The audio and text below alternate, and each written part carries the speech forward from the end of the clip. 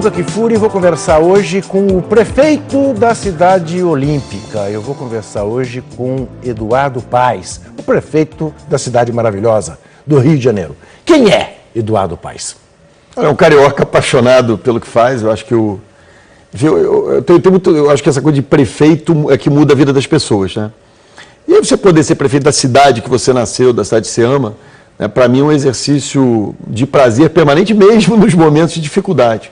Então eu tive a honra de ser prefeito 4 anos, fui reeleito agora, vou ficar até 2016, e num momento muito legal, né, em que o Brasil se consolida, em que a cidade tem oportunidades, né, e com esse desafio de como é que você pega essas oportunidades e transforma a cidade. Então o Eduardo Paes é um cara muito feliz de ter... Eu digo assim, todo mundo tem inveja de mim. Todos os governantes do Brasil, que eu sou prefeito do Rio, eles não são. Com todo respeito ao meu amigo Fernando Haddad, prefeito aqui de São Paulo. O senhor tem consciência de que o senhor vai ser o segundo homem na história da humanidade que vai ser o responsável por uma cidade que receberá a final da Copa do Mundo e a festa de abertura de encerramento da Olimpíada? O senhor sabia disso? Que antes do senhor só houve um homem. Quem foi antes de mim? Não era nem propriamente o prefeito, não era nem propriamente o prefeito. Era o que se chama de regente do Distrito Federal da Cidade do México. Devia ser um autoritário desgraçado, eu tenho que fazer isso tudo aqui no... Se chamava Alfonso Corona del Rosal. Espero que eu saio bem da história, o Corona. Não, ele teve... Mas é uma enorme responsabilidade. Eu vejo assim, Juca, esse é um desses grandes eventos. Né? Eu te confesso que eu vejo a Olimpíada como evento, como algo muito mais empolgante do que a Copa do Mundo, tá? Não estou falando só do ponto de vista esportivo, não, nem da nossa paixão pelo futebol, mas estou dizendo, sob o ponto de vista de transformação da cidade, eu acho que a Olimpíada tem muito mais impacto. Porque ela é concentrada no Rio, as próprias razões de vitória da Olimpíada, o COI já tem um amadurecimento muito maior do que o da FIFA, os caras estão atentos para ver, vem cá, que transformação vai ter na cidade. O grande ativo que a gente usava para ganhar a Olimpíada contra Chicago, Madrid e Tóquio era dizer, vem cá, os caras já têm tudo, né? O Rio falta muita coisa, então a Olimpíada é uma oportunidade de transformação. Mas eu acho que o Brasil olha muito para os eventos, olhando muito como se fossem só eventos esportivos, e não são. Né? Quer dizer, eu acho que tem uma coisa de geopolítica. Se olhar a Espanha, é no momento em que a União Europeia mostra que unida ela consegue recuperar um país de desenvolvimento. Seul é o momento dos tigres asiáticos. A Pequim é o momento que a China se consolida como uma espécie de locomotiva da economia mundial. Eu queria, antes de falar propriamente da cidade, e eu estou de acordo, claro, acho que o impacto da Olimpíada é muito maior. E até antes mesmo de fazer a pergunta que eu quero lhe fazer sobre o conceito, que eu acho que aí nós temos uma divergência. Eu acho que faz todo sentido o Brasil receber uma Copa do Mundo, não faz nenhum o Brasil receber uma Olimpíada, por uma falta de política esportiva, não é? Enfim, mas o que eu queria primeiro abordar, disse que o Barcelona, por exemplo, mudou sua cara, e é verdade, com a Olimpíada de 92. Em que medida o Rio de Janeiro vai mudar a cara dele com a Olimpíada de 2016, sem perder aquilo que eu acho que é o mais essencial, que é o respeito ao cidadão que mora no Rio, que é hoje a discussão que se dá e que o senhor enfrenta? Olha só, Juca, eu logo que a gente ganhou a Olimpíada, outubro de 2009, eu fui em novembro, um mês depois, nem um mês, eu fui a Londres, que está em outro estágio civilizatório, difícil você comparar, e fui a Barcelona e Atenas. E ali foi legal, porque eu pude ver duas cidades que gastaram muito dinheiro fazendo a Olimpíada.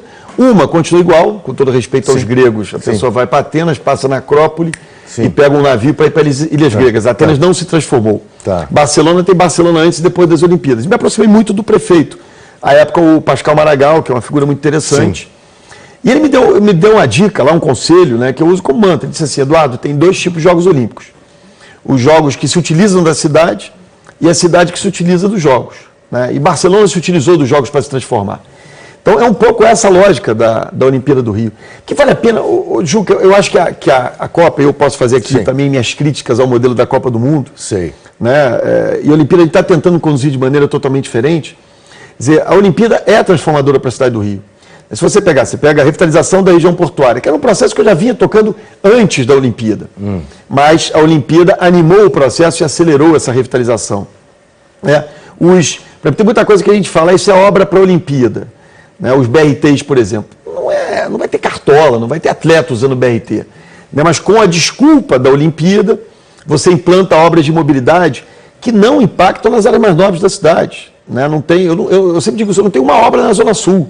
Né? Se alguém me disser uma obra minha na Zona Sul estruturante, espero que os moradores da Zona Sul do Rio não fiquem com raiva, eu paro amanhã. Não tem. Quer dizer, todas as obras da prefeitura, todas essas de legado olímpico, né, que são chamadas de legado olímpico, elas são nas áreas mais pobres da cidade, Zona Norte, Zona Oeste, tem a ver com mobilidade para a população mais pobre da cidade.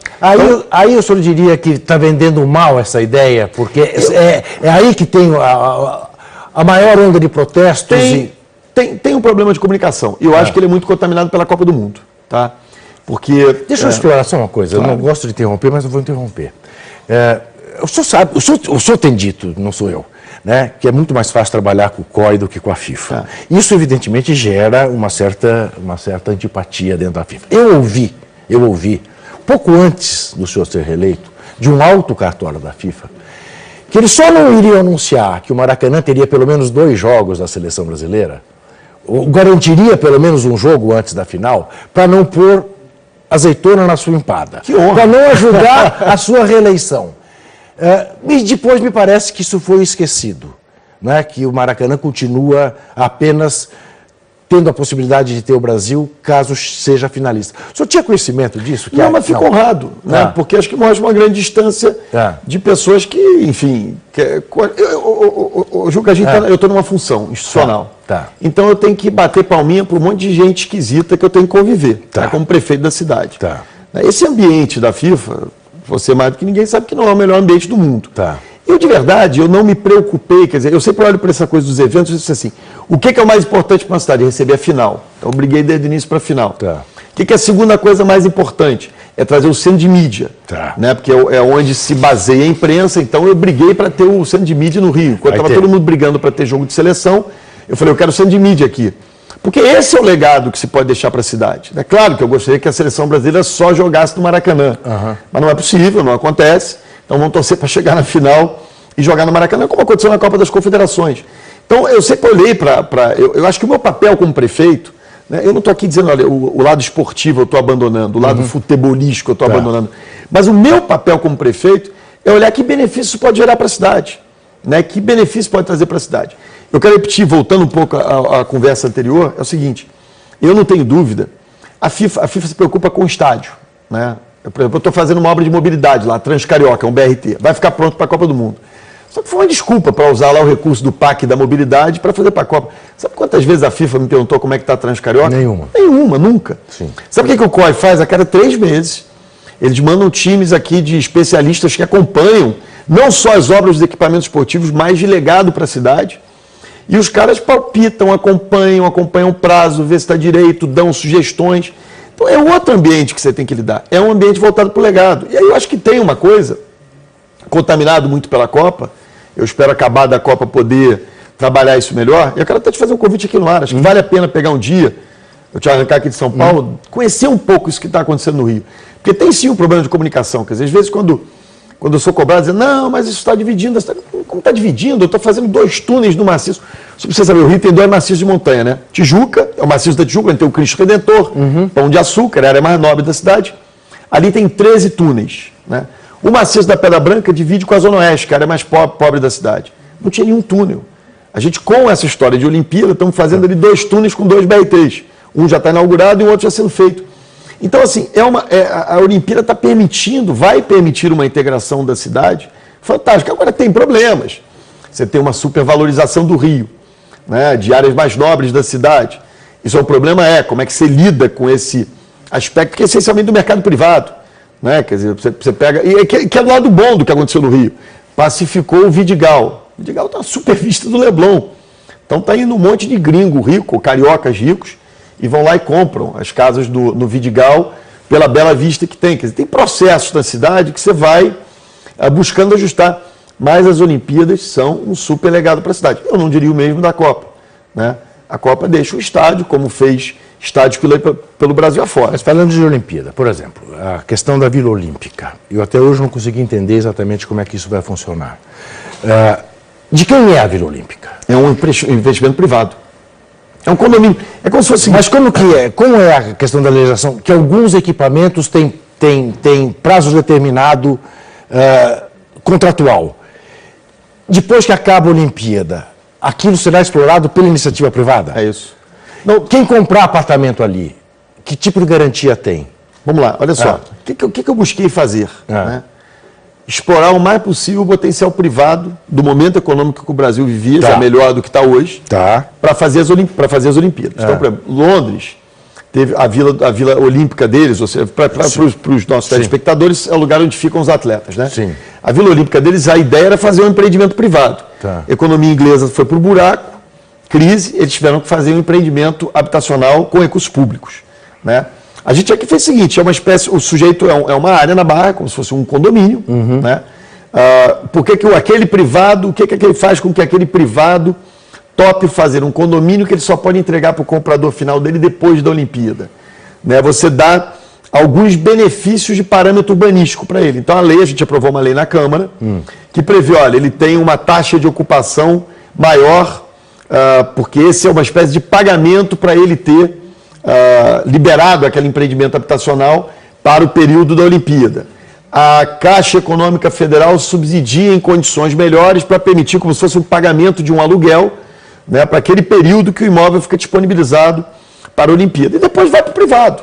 Depois as pessoas compraram os apartamentos ali em 2017, acho que início de 2017, eles fazem lá um retrofit, arrumam. O senhor não tem medo que se reproduza, quer dizer, em que medida, melhor pergunta, em que medida há o risco de se reproduzir o que se deu com a Vila Pan-Americana, que quem comprou ali, o senhor sabe muito bem, está arrependido até os dias. Essas coisas a gente fica no Brasil, e acho que é boa a cobrança, nunca me incomodei com cobrança, assim, a gente fica pagando pelos pecados do passado, tá certo? Né? Então, assim, eu acho que esse acompanhamento, as coisas na Olimpíada estão no prazo, sabe? A infraestrutura que a gente está fazendo, né, o que aconteceu na Vila Pan-Americana? Na verdade, o problema não foram os prédios. Foi a infraestrutura que o prefeito à época fez, que agora eu estou pagando. Eu tive que refazer todas as ruas da Vila Pan-Americana. Eu, prefeitura, tá certo? Sim. Né? Enfim, um absurdo que foi feito ali. Então a gente está fazendo as coisas de uma maneira muito, muito aberta. Olha, estamos fazendo dessa forma. A infraestrutura dessa Vila Olímpica está toda sendo bem feita. Enfim, não há esse problema, não há esse risco. E, de novo, eu estou potencializando o recurso privado. Por exemplo, Parque Olímpico. A gente fez uma PPP, era um terreno da prefeitura. Né? E a gente trouxe dois conceitos muito legais. Primeiro, que a gente está chamando de arquitetura nômade. Né? O Rio não precisa mais de estádio, já tem estádio demais. Então, boa parte das instalações são instalações temporárias. Mas mesmo uma instalação temporária custa muito caro. Então, vou dar um exemplo. Aí o que a gente fez? Estádio de handball. É uma instalação temporária, mas a gente já fez um projeto, ele vai ser montado como se fosse um Lego, e depois da Olimpíada ele desmonta e viram 4 escolas municipais. Tá. Então, a gente está fazendo um esforço desgraçado. Prefeito, falou-se a mesma coisa do velódromo, que ia para Goiás, ia para Goiânia, e não vai, né? Não, ele vai agora, ele vai para Piau, no Paraná. Não sei. Eu tenho uma cidade no Paraná, desculpa, agora esqueci o nome, vai para lá. Aí, de novo, eu estou pagando os erros do passado, quer dizer, fizeram. Agora, então, mas prefeito Eduardo Paes, estamos pagando os erros do passado. Tirante o prefeito, o governador, o governo federal é o mesmo, do passado do Pan-Americano, e, digamos, as autoridades esportivas que estão cuidando são rigorosamente as mesmas. Deixa eu te falar uma coisa. Eu acho assim, acho que o Brasil passou por um momento agora. Está passando. Ainda passa, mas eu acho que o momento anterior, porque tem uma coisa do. Né, porque tem uma política tem aquela defesa, não, a oposição que está. Sim. Minha oposição nunca juntou mais de 300 pessoas na minha porta. Quando eu olhei e vi 300 também, eu falei, opa, é melhor eu prestar atenção no que está sendo dito aí. E eu busco dar atenção ao que está se dizendo nas ruas. E aproveitar as oportunidades para também, sabe, botar certos pingos nos is. Quem é responsável pela Olimpíada, esse prefeito está falando aqui. Eu, inclusive, aproveitei essas manifestações para, não vou usar uma expressão chula aqui, para não ser delicado, mas para botar na mesa, dizer, olha, tem certas coisas aqui que não vão acontecer. Né? Tem certos... E sem bravata, eu não quero ficar naquela coisa de ficar bravateando contra o COI, contra a FIFA, contra a vovozinha. Eu quero dizer o seguinte, quem dá o tom da Olimpíada na cidade do Rio de Janeiro é o prefeito da cidade. Quem assinou o contrato com o COI foi a Prefeitura do Rio de Janeiro. Quem está pagando boa parte das contas foi a Prefeitura do Rio de Janeiro.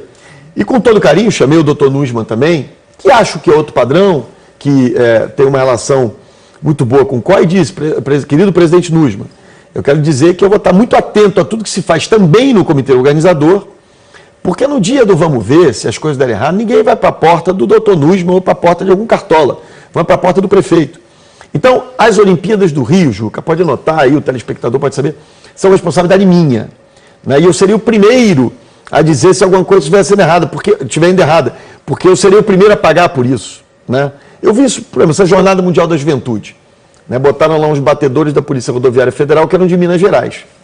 O sujeito não conhecia o Rio, foi garrafa ao Papa. Tá. Adiantava eu sair na hora dizendo isso? Não, eu assumi, matei no peito, a responsabilidade é minha como prefeito. Mas não foi sua? Enfim, foi porque eu sou prefeito, não devia ter deixado de fazer isso. É isso que eu estou dizendo. Quer dizer, tem certas coisas... Mas que autoridade ali o senhor teria para impedir que os mineiros... No mínimo eu devia ter descoberto, devia ter sabido daquilo antes, devia ter contado. Tá. Vamos fazer uma bobagem. Vamos fazer uma bobagem. Mineiro que não conhece o Rio. Então o que eu quero te garantir, Ju, que é isso. Eu acho que esse é aprendizado esse momento do Brasil. Né? Eu não encaro aquela coisa assim, tem 300 mil pessoas querendo me depor, não era. Aliás, estava cheio de amigo meu naquele negócio, os caras me mandavam e-mail dizendo, estou indo, mas não vou te xingar. Falei, pelo amor de Deus. Quer dizer, na verdade, o que as pessoas estão dizendo, fiquem atentos. Né?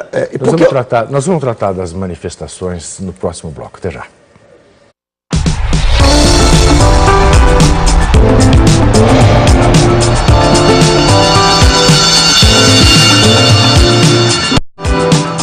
Eu converso com o prefeito do Rio de Janeiro, converso com o prefeito Eduardo Paes.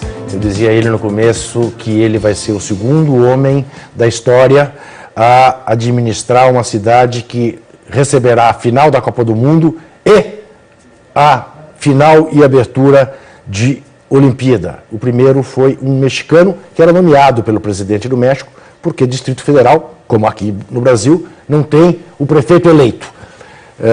O senhor me perguntava como é que se ele acabou bem ou mal. Eu não sei se ele acabou bem ou mal, mas ele comandou o famoso massacre de Tlatelolco, da praça contra os estudantes. Não, é uma extrema coincidência. É uma extrema coincidência. Não, tem coincidência. Não, 2 anos antes, 1 ano antes da Olimpíada, houve as manifestações que houve no México. Nós não corremos nenhum risco no Rio de Janeiro das coisas chegarem a esse ponto, me parece óbvio. Agora, o senhor falava da necessidade de olhar para as pessoas que foram à rua, ouvir o ronco da rua, como diz Hélio Gaspari, e tratar de, eventualmente, fazer autocrítica, recuar, reconhecer erros. Vila Autódromo é o reconhecimento de um erro? É a maneira como a gente conduziu, né? Porque, assim, primeiro, a história, remoção, outro dia a Anistia Internacional, antes de ter os protestos, a Anistia Internacional fez um pré-relatório, remoção da Copa Morro da Providência. Aí eu chamei o sujeito da Anistia, falei, vem cá, gente, Morro da Providência tem nada a ver com a Copa, eu não estou removendo, eu estou fazendo obras de urbanização. E aí eu falei, eu estou aberto aqui para a Anistia olhar isso. No debate com a Anistia, Juca, eu vi que a prefeitura estava errando horrores. Apesar da gente estar com boas intenções, o arquiteto foi lá e disse assim, eu quero fazer uma avenida aqui, isso há 3 anos atrás. E até hoje ele não decidiu se vai fazer avenida ou não. Só que nesse meio tempo, os técnicos da prefeitura foram lá, marcaram as casas, parece nazista marcando judeu com a estrela de Davi. Prefeito, que bom ouvi-lo dizer isso. Porque eu disse isso num debate com o ministro do Esporte, Aldo Rebelo, e ele bateu na mesa e ficou muito bravo comigo. Dizendo, eu admito que se diga, fala em nazismo, porque eu falei, não, prefeito, estou dizendo que é o método. Mas é isso, e assim, é uma coisa que a prefeitura devia fazer há 20 anos. 20, 30 anos, eu nunca tinha me tocado disso, nem ninguém tinha se tocado disso. É um equívoco gravíssimo. Então você vai lá, o sujeito está 3 anos, eu perguntei, vem cá, quanto tempo vocês estão para decidir se vai abrir essa avenida ou não? Então não está removendo a comunidade, você tem 60 casas que eles querem eventualmente abrir a avenida e não decidem. Isso não é tortura física, é tortura psicológica. Você deixa o sujeito 3 anos com a casa marcada, sem saber se vai ficar ou não vai ficar. Então é óbvio que a gente tem que... Então o único caso de remoção, de reassentamento para a Olimpíada, no Rio de Janeiro, chama-se Vila Autódromo, e eu nunca neguei isso. Sempre falei isso. Inclusive, os moradores estiveram comigo durante a eleição do ano passado. Eu falei, não, o caso de vocês tem que sair. E faltou muito diálogo. Quer dizer, essa que é a verdade. Eu talvez eu certamente exagerei na politização que eu acreditei aqueles moradores lá. Que aí, claro, vem um monte de gente, vem ONGs, partidos. Eu falei, isso está muito politizado. Foi burrice da minha parte. Tá. Quer dizer, eu podia ter começado desde o início a discutir, eu estou dando uma bela de uma alternativa, né, para eles, que era a alternativa proposta pela prefeitura. Um terreno a 500 metros, um negócio de muita qualidade, né, construindo casas. Se eu tivesse feito aquilo discutindo, tivesse aberto debate, talvez tivesse todo mundo querendo ir para lá. Mas como a gente fez de uma maneira autoritária, essa que é a verdade, agora tem que, então assim, voltamos à estaca zero, zero a pedra. É o mesmo caso da escola Friderach, do Célio de Barros, do Conjunto Aquático de la Mare? É o mesmo caso? De novo, Juca, aí eu posso... Se tivesse conversado antes... Juca, aí eu posso responder pelos meus atos. Tá. Né? Quer dizer, eu acho que o Cabral fez uma meia-culpa lá, e acho que também foi mal conduzido. Né? Mas aí eu trato dos meus atos aqui, quer dizer, eu não tenho nenhuma relação direta com as decisões no entorno do Maracanã. Foi importante o governador reconhecer o erro e voltar atrás. Né? É óbvio que faltou diálogo ali, é óbvio que faltou esse debate, que no caso aconteceu comigo com a Vila Autódromo. Então, a gente está discutindo com calma, com tranquilidade. Tem uma parte da comunidade que vai ter que sair, que não pode ficar, por questão de proteção ambiental, por uma série de motivos, mas é possível sim um reassentamento na própria área. E é uma opção do morador. Ó, vamos fechar o projeto em conjunto com eles. Se você prefere ficar aqui ou ir para esse negócio que a gente já está fazendo. E aí vai se debatendo, vai se discutindo. Agora, prefeito, por isso que eu não vejo as coisas com... Ok. Com o lado ruim, né? Não, eu estou entendendo. E estou gostando do que eu estou ouvindo. E quero ir mais fundo nisso. Para escapar um pouco da questão específica e discutir um pouco a questão mais geral. Se eu estiver enganado, o senhor me corrija. A minha sensação é que uma das grandes qualidades dessas manifestações foi, eventualmente, ensinar o político brasileiro que a interlocução com o seu eleitor tem que ser permanente, não é apenas na hora de campanha eleitoral. É famosa uma brincadeira sua, né, que eu sei que foi uma brincadeira. Com os flamenguistas? Com o flamenguista. Né? Eu só penso em flamenguista na hora da eleição, depois eu quero mais que o flamenguista se dane, porque eu sou vascaíno. Meu prefeito é vascaíno. Que é óbvio... Vascaíno e portelense. E portelense. E que é uma relação amistosa, brincalhona, ai de nós se não pudermos brincar. É isso mesmo. Mas, ao ter essa consciência desta necessidade, o senhor me surpreende, por exemplo, eu estou conversando com o prefeito no dia 20, hoje é 20 de agosto. No dia 20 de agosto, pela manhã do dia 20 de agosto. Ao ler ontem que o senhor teria dito que o senhor daria todo o dinheiro do mundo para o Woody Allen ir gravar e fazer o filme dele no Rio. Eu entendo exatamente o que o senhor quis dizer. Eu também, se fosse prefeito de uma cidade, adoraria que um cineasta do porte do Woody Allen viesse fazer a apresentação na minha cidade. A cidade vai lucrar muito depois disso. Mas não teria sido melhor, no momento que tem greve do professor, do Diabo 4, na porta da casa das pessoas, dos políticos cariocas, dizer, olha, a cidade do Rio fará o esforço que puder para trazer o Woody Allen aqui a fazer esta frase. Você está num contexto diferente, você está discutindo cultura. Estou no segundo caderno do jornal o Globo, né, discutindo cultura. Mas o senhor viu a repercussão que teve. Enfim. E aí, eu acho que é um barato. E eu acho que é o seguinte, Juca, porque a gente não pode... O Brasil é grande, caramba. Existe recurso para tudo. Né? Eu não tô, claro que se pudesse ter mais, era melhor. Né? Mas a gente tem condição de fazer o evento Copa do Mundo, a gente tem condição de fazer o evento Olimpíada, tem condição de fazer o Woody Allen, tem condição de fazer saúde e educação. A gente não pode ter uma coisa contra a outra. Sim. É a questão de como faz. Faz com transparência, faz no prazo, faz sem superfaturamento. Quer dizer, esse que é o desafio. Eu não fico, jogando uma coisa contra a outra. Então, assim, eu digo, a remuneração do professor do município do Rio de Janeiro é a maior de todas as capitais. Né? Eu pago quase o triplo do piso nacional que o governo federal quer estabelecer. Você acha que o professor não merece ganhar mais? Acho que sim. Mas contextualizando para a realidade brasileira, o magistério do município do Rio de Janeiro é bem remunerado. Claro que podia receber mais. Isso também não pode impedir que a cidade tenha o evento Olimpíada, que ela tenha um Woody Allen filmando. Você está num contexto de cultura ali, quer dizer, estava discutindo iniciativas culturais. Você pergunta, mas o Woody Allen não topa? Eu falei, eu dava qualquer coisa para o Woody Allen vir filmar no Rio. Então, eu também não quero ficar, Juca, aquela coisa patrulhada, sabe? Quer dizer, eu acho que transparência, debate é muito legal, mas também não posso ficar patrulhado, agora não pode dizer isso, não pode dizer aquilo. Quer dizer, eu acho que é muito, tomara que o Woody Allen queira filmar no Rio. Claro. Né? Tomara que tenha a Copa bem sucedida, tomara que tenha a Olimpíada, e tem que ter grana para a saúde e educação também. Como eu lhe disse antes de começar o programa, eu tenho uma mantra que faz com que os paulistanos como eu fiquem muito bravos comigo, e toda vez que eu uso esse mantra, eles dizem, por que você acha tudo isso? Por que não vai morar no Rio? né? Eu sempre digo que eu acho que não há termo de comparação entre a cidade do Rio e a cidade de São Paulo. Não entro nessa discussão. Sou filho de carioca. Minha mãe era do Rio de Janeiro. Eu acho há muitos anos que o Brasil voltará a ser o país que a gente quer que o Brasil seja, no dia em que o Rio de Janeiro voltar a ser o que o Rio de Janeiro foi nos anos 50, 60, quando eu conheci a cidade do Rio de Janeiro. O grande cartão de visita do Brasil. Razão pela qual eu acho que a Olimpíada tem que ser no Rio. Embora eu acho que a Olimpíada não tem que ser no Brasil ainda. Quero deixar isso claro também.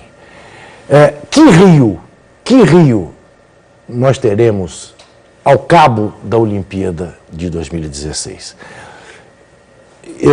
Do Rio da Zona Sul não tenho dúvida. Mas que Rio nós teremos na periferia da cidade do Rio?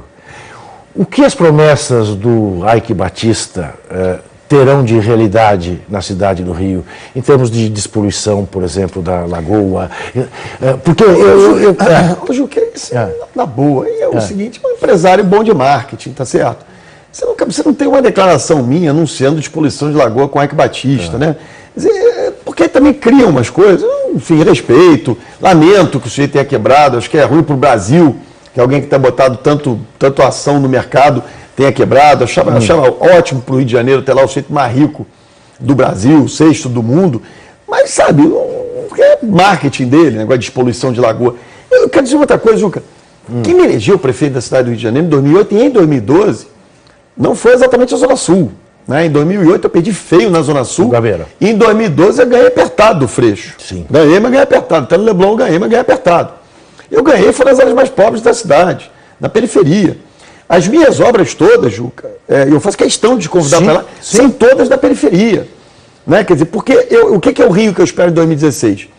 Primeiro, toda cidade pode ter uma área mais nobre, nem todo lugar vai ser o Leblon, tá certo? Nem todo lugar vai ser Ipanema, nem todo lugar vai ser Copacabana, faz parte da vida. Mas você terá uma cidade mais integrada e mais justa em 2016. Certamente. Porque você tem, eu vou dizer por dois motivos. Primeiro, pelas obras de mobilidade. Aí, de novo, esses BRTs são todos... Eu acho o metrô melhor que BRT também, Juca. Só que o metrô custa 15 vezes mais. E a gente está botando... A Prefeitura do Rio investe hoje 8 bilhões de reais em mobilidade e tem do governo federal 600 milhões. O resto é prefeitura. Ou então financiamento. Padrão Arena. Financiamento igual o Antônio Emílio de Moraes pega lá no BNDES. A prefeitura paga e paga algum juro depois. Então é dinheiro da cidade. 8 bilhões de reais de mobilidade. Esses BRTs que a gente faz ligando com a Zona Norte, com a Zona Oeste, são legados de integração para a cidade. Essa coisa que eu te falei simbólica, do maciço da Pedra Branca ter 2 túneis. Era um muro de Israel, da Palestina. Né? E acho que tem uma outra coisa, eu vou te falar 2 coisas simbólicas. Acho que essa coisa da cidade integrada é isso. E tem uma coisa muito simbólica que é esse retorno ao centro. A ocupação do Rio, para quem conhece o Rio, assim, o Rio, ele foi se degradando e fugindo de si mesmo. Então, você tem assim, tem Botafogo, aí lançam Copacabana, né, a Barra da Tijuca da época, Copacabana degrada, vai para Ipanema, que degrada, vai para o Leblon, inventam a Barra, daqui a pouco a gente já estava em Itaguaí, que é um outro município do outro lado. A volta ao centro, quando você pega uma área de 5 milhões de metros quadrados no centro do Rio, tal do Porto Maravilha, e usa um instrumento, que é a Operação Urbana Consorciada, esse CEPAX, que São Paulo está usando há um tempão, e no Rio nunca tinha sido feito. Você pega um lugar degradado, sai de um ciclo vicioso, cria um ciclo virtuoso. E tem desafio ali, tem desafio de moradia. Por que o mercado privado está fazendo? Muito empreendimento comercial. Então agora eu já vou mandar para cá uma lei incentivando ainda mais empreendimento residencial. Porque cidade sem centro é cidade sem alma e centro sem gente morando é centro vazio. É muito ruim o problema dos centros brasileiros. Uma crítica que lhe fazem é exatamente a crítica que o senhor é o gerente de uma cidade-empresa e não... Exatamente. Que o senhor olha para a cidade como unidade de negócio e não como um local onde as pessoas vivem. Faz sentido essa crítica? Eu tenho uma coisa curiosa. Outro dia eu estou conversando com muita gente, aí tinha uma menina que falou assim para mim, você é muito eficiente. Não negócio disso. Você é muito eficiente. Eu falei, caramba. Essa eu nunca apanhei de ser eficiente. Então assim, o Juca, as pessoas às vezes exigem de mim uma coisa da política.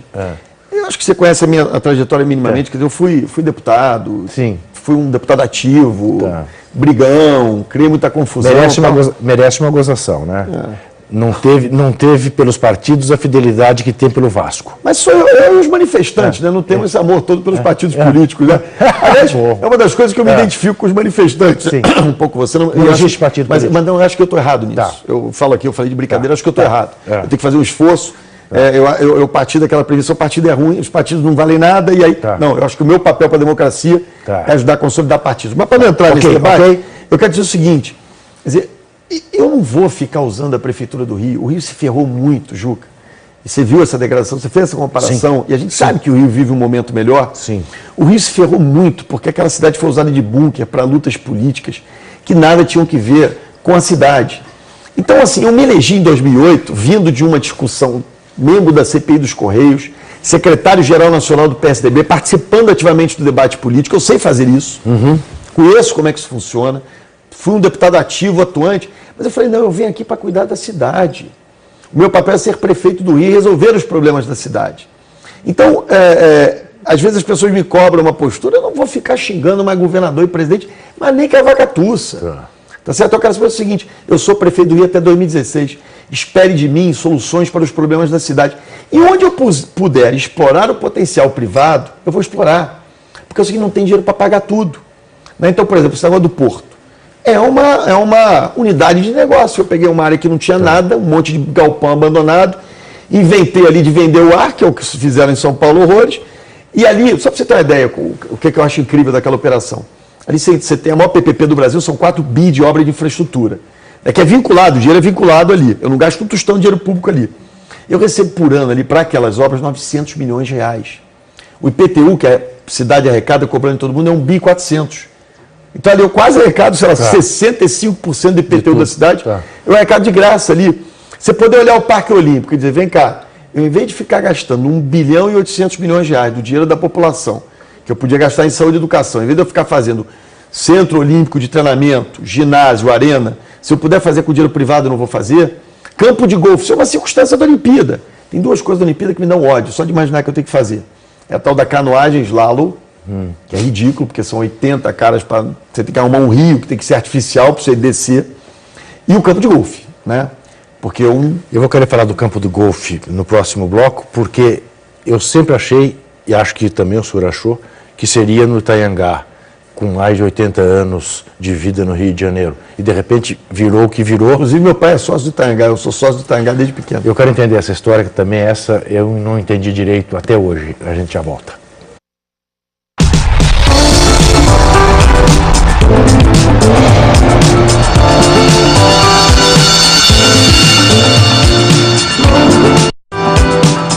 Converso com o prefeito da cidade olímpica do Rio de Janeiro, converso com o Eduardo Paes. Então, prefeito, o campo de golfe, que está toda essa celeuma, questões jurídicas envolvendo grileiros, poceiros, UPPs, cirelas, nusmans, como é que isso vai se resolver? Olha só, eu sempre achei o mais óbvio fazer no Itanhangá também. Tá. Né? E estamos falando de decisão tomada 2 anos atrás. Né? Talvez fosse hoje, eu talvez brigasse mais do que eu briguei. Mas recebi uma carta da Federação Internacional de Golfe, dizendo que o Itanhangá não apresentava as condições adequadas para tal, mesmo com as obras que poderia fazer ali. E eu tenho enorme simpatia pelo Itanhangá, desde que eu tenho, sei lá, 7, 8 anos de idade, eu frequento o Itanhangá. Né? Então, eu falei, pô, eu vou ter que construir um campo de golfe, gastar, sei lá, 70, 80 milhões de dinheiro público para fazer um esporte que não é popular no Brasil, nem vai ser cá entre nós. Né? Então, o que nós fizemos? Você tem a barra, primeiro, a barra, toda vez que você falar de algum terreno, ela vai pintar um japonês, um alemão, um chinês, um libanês, para dizer que é dono da área. Então, ali tem uma disputa fundiária em todos os casos. A prefeitura, ela reconhece, inclusive, posses ali, né, para aprovar os empreendimentos naquela região desde sempre. Então, se a propriedade, a regra que eu fiz para um, se o outro amanhã comprovar que a propriedade é dele e ganhar na justiça, vai valer a regra para ele também. O que a gente fez ali? A gente não mudou a taxa de ocupação. O que a gente mudou, ou seja, o potencial construtivo a gente não mudou. O que a gente mudou foi o gabarito. Então, basicamente é o seguinte, você tinha a possibilidade de ocupar, vamos dizer que o terreno fosse essa mesa aqui, ele tinha a possibilidade de ocupar toda a mesa com prédios de 6 andares, que não é o modelo da Barra. O que a gente permitiu? Que com o mesmo potencial construtivo ele fizesse prédios mais altos e mais separados. Eu acho até que, do ponto de vista urbanístico, é melhor. E isso significou um ganho. Qual era a contrapartida para o ganho? Ele faz o campo de golfe. Então eu não quero gastar 70, 80 milhões de reais do dinheiro que as pessoas me pagam. Agora, ali é uma região de preservação ambiental. Não é. Não é? Não é. Aquilo é uma área que foi uma cimenteira. Isso aqui é loucura. Totalmente degradada. Mas ali de novo temos um problema de comunicação. Juca. Mas como é que o senhor comunica tão bem? Enfim, mas às vezes deve ter algum problema. Você tem uma área de proteção ambiental ali, que é o Parque Marapendi. Sim. Tá certo? Essa área de terreno não é área de proteção ambiental. Essa área do terreno, ela é uma área que foi uma cimenteira, estava toda degradada, onde vai ser feito o campo de golfe.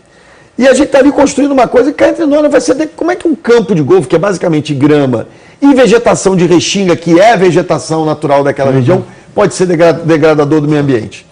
Quer dizer, tem umas coisas, eu canso de dizer isso, não é área de proteção ambiental. Mas as torres podem. As torres podem, como ali se constrói à vontade.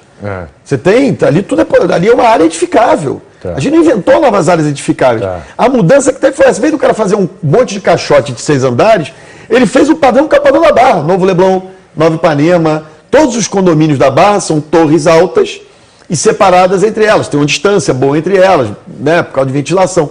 Ali você tinha uma legislação que foi mudada no passado, baixando e fazendo uma coisa mais horizontal. O que se fez foi permitir uma coisa mais vertical. Essa foi a contrapartida, Ju, que não tem nada além disso. Até que se eu estivesse contando uma mentira aqui, me pega na esquina. Tá. Isso é documentado, tem lei. Quer dizer, aí começam a falar, porque tem muita coisa de boato também. Quer dizer, se as pessoas vissem a área o que era, né, ela estava toda degradada, capim colonial, e foi uma cimenteira. Eu tenho imagens disso.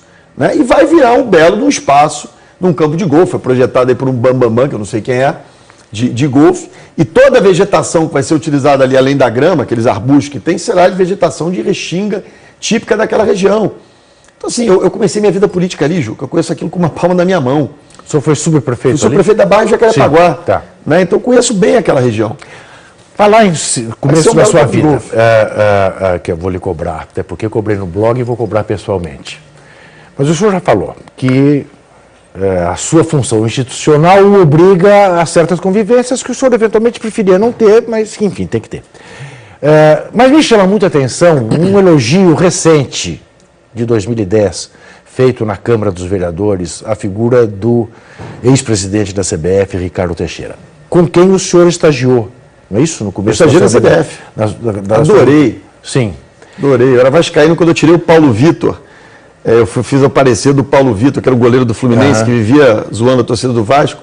Ele tinha lá ali, transferiu de clube e tal. Eu tive a honra de dar o parecer impedindo ele de jogar. Tipo, como advogado? Como advogado. Como advogado. Eu, na verdade, era estudante de Direito, estagiário do Departamento Jurídico. Agora, Horácio Pinto e Valé de Perry. Sim. Voltando à postura dos nossos políticos que o senhor representa. Não falta um certo cuidado, às vezes, prefeito, de fazer elogios a pessoas que... No mínimo, o senhor sabe que tem uma vida polêmica. Eu te acompanho pra caramba, viu, Júlio? Eu sou teu fã. Eu te agradeço. Então, fico ali acompanhando. E acho que é bom, eu gosto de quem me faz crítica. Não tem problema, né? Quando a pessoa é desrespeitosa, eu não perco tempo. Claro. A crítica eu acho que é bom. Eu busco ler as críticas a mim. E ali é o seguinte, você faz referência a uma cerimônia na Câmara de Vereadores. Sim. Pode dizer o seguinte, e eu conto ali uma história. Quer dizer, eu queria fazer um museu do futebol no Rio. Sim. Né?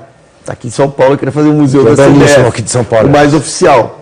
E aí eu vejo a CBF como uma instituição, né, com caráter privado, mas público. Sem dúvida. Aí disse assim, Ricardo, eu quero doar um terreno na Barra, uma área pública, destinada a um parque, a Barra é cheia dessas áreas, para fazer um museu da CBF. Eu não quero. E topo pagar. E o Ricardo me disse, eu não quero. Eu não quero nada de governo. E eu não quero nem que você me doe uma área, nem que você construa um museu. Então, essa é a minha experiência. Então, eu não... Prefeito, o senhor sabe muito bem por quê. Olha, não sei. Não sei. Porque é a maneira de não ser fiscalizado. Olha só, Juca, olha só. Tem uma coisa que é, aí de novo, tem uma coisa que é o seu papel, que é o papel da imprensa. Isso. E tem uma coisa que é o papel do governante. Tá bom. Né? Eu acho que não pode exigir do governante o papel da empresa. Eu não reclamo que você reclame, mas não me peça... Não, aí é que tá. Eu vou lhe mostrar. Quando eu estou na oposição, eu sou um franco atirador. Eu vou lhe mostrar, e essa é uma ótima oportunidade, que o senhor reclama, que a gente reclama. O senhor sabe que quando eu disse que o senhor vinha, que o senhor, aliás, eu lhe agradeço, deixar muito claro, as coisas são como as coisas são. O prefeito foi convidado para vir fazer o Linha de Passe. Ele falou assim, não, eu não quero o Linha de Passe, eu queria o programa do Juca. E é lá que eu vou. E eu falei, ó, me perguntar... Falei com um amigo em comum. Exatamente. O nosso Walter Matos Júnior, do Diário Lance. Quando eu disse aqui dentro que o senhor viria aqui, houve reações negativas. Ah, ele que em Copenhague disse que quando a gente se aproximou, já veio a SPN com o seu baixo astral. O senhor acha mesmo? Batem pra caramba. Não, não acho. Olha só, deixa eu te falar, Juca. Assim, de verdade, eu prefiro debater, ser entrevistado com quem me critica ou quem me elogia. Né? Não tem o menor problema com isso. Mas eu acho que tem momentos, tem horas, né, que a gente precisa, por exemplo, essa coisa da Olimpíada do Rio, né? Era uma coisa que, claro, que você pode fazer a crítica, mas é uma conquista tão legal para a cidade, é uma oportunidade tão legal para a cidade, que é óbvio que todo mundo que era contra a Olimpíada tinha uma linha meio contra aqui na SPN, que eu falava, pô, para com esse baixo astral, sabe? Levanta a pipa da cidade. Foi um pouco defesa da minha cidade, nada pessoal. Eu compreendo. Sou telespectador da SPN, atenção, público da SPN, funcionário da SPN, estamos juntos, não tem problema nenhum de Deixa eu lhe dizer, eu cito sempre um grande carioca chamado Milor Fernandes, que sempre disse que a função da imprensa é ser oposição, o resto é armazém de secos e molhados. Então, nós temos tempo de te tratar, queria só a sua opinião. Eu entendo, eu também, se fosse prefeito do Rio, prefeito de qualquer cidade, eu gostaria de receber uma Olimpíada para poder melhorar a minha cidade. Mas o senhor não concorda que a Olimpíada deve ser o coroamento de uma política esportiva bem-sucedida e não o primeiro passo, como vai se dar no Brasil? Bom, aí assim... É outra discussão. De novo, eu me coloco como prefeito, mas eu sou ator político, eu posso... eu sou um político, eu posso me colocar aqui e dar minha opinião. Eu acho uma vergonha. Eu acho também, concordo. Eu não acho que há preocupação... por exemplo, eu tenho lá, eu passei a subsidiar, não é papel da prefeitura pagar alto rendimento. Meu papel é a universalização da prática esportiva. Sem dúvida. Então tem Vila Olímpica pra caramba, educação física nas escolas, trabalho essa universalização. O papel do alto desempenho é um papel muito mais do governo federal. Eu criei lá uma coisa que eu chamei de Time Rio para fortalecer lá um grupo de medalhistas, de gente de alto rendimento que tem capacidade de ganhar medalha nas Olimpíadas. Eu não acho que a gente vai bem nesse campo. Não sou especialista, mas a minha sensação é que a gente não vai bem. Agora, esse é um tema, Juca, que eu, de verdade, eu falo sempre assim, quer dizer, eu não quero deixar de debater, mas eu deixo eu deixo pro Nussmann, pro Aldo Rebelo, porque o meu negócio não é, se a cor da pista que o Bolt vai correr é laranja ou amarela. O meu negócio é o que fica para a cidade. Para eu me dedicar à cidade, eu tenho que me dizer o seguinte, isso aqui é com vocês. Né? Porque eu preciso cuidar dessa... Porque se eu for também ter um olhar esportivo, vem aqueles delírios daquas federações... Não, eu compreendo, eu acho que não é sua função mesmo. Então, eu acho uma vergonha o Brasil receber uma Olimpíada e eu estou fazendo um legado... Quem está pagando a conta do Centro Olímpico de Treinamento brasileiro não é o governo federal, não, aquilo é a conta da Prefeitura do Rio. Aquele Parque Olímpico é pago pela Prefeitura do Rio. Tem lá 4 equipamentos vão ser pagos pelo governo federal. O resto todo, urbanização do parque, Centro Olímpico de Treinamento, que vai ficar... E esse é um debate. Eu quero saber para quem é que eu vou entregar, se é para o Ministério dos Esportes ou para o Comitê Olímpico Brasileiro. Que é um super equipamento e eu não entrego o equipamento sem que haja um modelo que não é uma discussão carioca, nem do prefeito do Rio. É uma discussão nacional de gente que entende de esporte para dizer o seguinte, tá isso aqui pronto, é o legado esportivo da Olimpíada esse aqui. Como é que vai gerir isso aqui? Como é que dá sustentabilidade isso aqui? Ou vai virar um lugar para ter cartola se locupletando, botando lá a prima para cuidar do bar, para cuidar do... O Maracanã corre algum risco de voltar a esse tipo de administração? Eu sei que também a área estadual não é sua, mas temos uma Suderge de volta ao Rio Maracanã? Eu acho que esse debate do Maracanã ele acabou muito torto, né? Eu fui presidente da Suderge, secretário de esporte, e não tinha coisa mais privada do que o Maracanã com a Suderge. Né? Porque as pessoas voltam ao modelo antigo, pelo amor de Deus, não faça isso. O Marcelo Alencar, que foi governador do estado, ele dizia, o cara mais importante do estado é quem tem a chave do portão 18. Eu já tive a chave do portão 18, que eu já estava os convidados, e sei que aquilo é muito poderoso. Então, o Maracanã foi muito privatizado a vida inteira. Ele era um espaço privatizado pelos interesses políticos. Então, eu não acho ruim a concessão. A maneira como é que você faz, como é que você toca. Então, acabou um debate torto. Eu, na época que eu estava lá, eu discutia a concessão fazendo com os clubes na frente. Né? Mas você tem um problema, e eu não quero entrar nesse debate aqui. Eu já andei em muito lugar estranho nessa vida. Eu fui vereador, fui deputado, prefeito, secretário e tal. Eu te confesso que a minha experiência mais estranha foi quando eu tive secretário de esporte e tive que lidar com os cartolas brasileiros. Aí é um ambiente, de fato, que precisa de muita transformação, precisa de muita mudança, precisa de muita responsabilização. Eu não sei se eu estou arrumando uma briga desnecessária aqui para mim, mas é um escândalo, é uma vergonha como as coisas funcionam. Então, é muito difícil você gerenciar o desporto no Brasil com a qualidade dos dirigentes que a gente tem, com a lógica meio que, sei lá, você fica patrimonialista, o cara fica ali a vida inteira. Né? Eu adoraria ser prefeito do Rio a vida inteira, Juca, estou te falando. Se pudesse fazer aqui, você tem pré-eleição, quadra-eleição para ser prefeito do Rio, eu não queria mais nada. Ficava lá 30 anos prefeitando, apanhando de um lado, apanhando de outro, mas cuidando da cidade que eu amo. Né? Faria com o maior prazer. Agora não pode, eu tenho direito a uma reeleição só. Tem um dia que eu vou para casa. Né? Isso no desporto brasileiro, eu não quero ser pessoal aqui, olha, eu quero dizer que eu tenho muito respeito pelo Nussmann, acho ele um cara que... Ele foi o grande ativo para a gente trazer a Olimpíada para o Rio. Enfim, não quero fazer aqui crítica para parecer insinuação, mas tem uma cultura no desporto muito ruim. Então foi a experiência mais esquisita. Depois, olha que eu convivi na Câmara dos Deputados. Você não acha que o Lula teve mais peso para trazer a Olimpíada do que o Nussmann? Eu acho que o Nussmann foi fundamental.